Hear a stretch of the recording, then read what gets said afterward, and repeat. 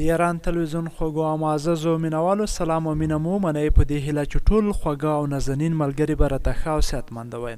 ملګرو د پاکستان 19 کلن کم عمره لوبډلې کپتان نورهیل نذیر په یو خبري کنفرانس کې د افغانستان 19 کلنې ملي لوبډلې په اړه ډېرې جالبې او شرموونکې خبرې کړې دي چې ملګرو څه یې ویلي دي او کومو ټکو ته اشاره کړې ده. په همدغه ویډیو کې معلومات درکوو او د افغانستان ځواب ورته څه وي.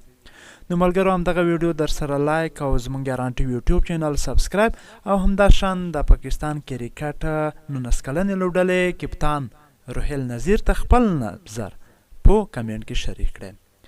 نو ملګرو لکه څرنګه موږ او تاسو ته معلومه ده پاکستان، هند او افغانستان هغه درې هیوادونه دي چې یو له بل سره ډېر متضاد او ضد لري، هغه که په سیاسي اړیکو کې دي او یا هم په سپورټي اړیکو کې.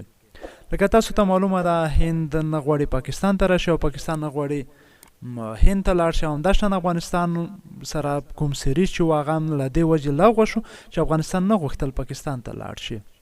نو ملګرو که چېرته موږ او تاسو بیا بلې نکتې ته فکر وکړو د افغانستان او پاکستان کله چې لوبه وي نو بیخي بې شمېره زیات مینوال لري ځکه چې ډېره په ضد ډکه لوبه کوي.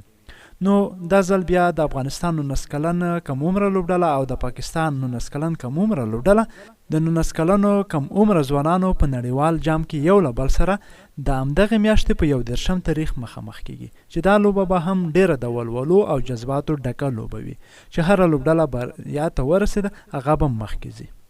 خو ملګرو دا ځل د پاکستاني لوبډلې کپتان نورهیل نذیر په خبري کنفرانس کې افغان 19 کلنې لوبډلې ته چیلنج ورکړی دی.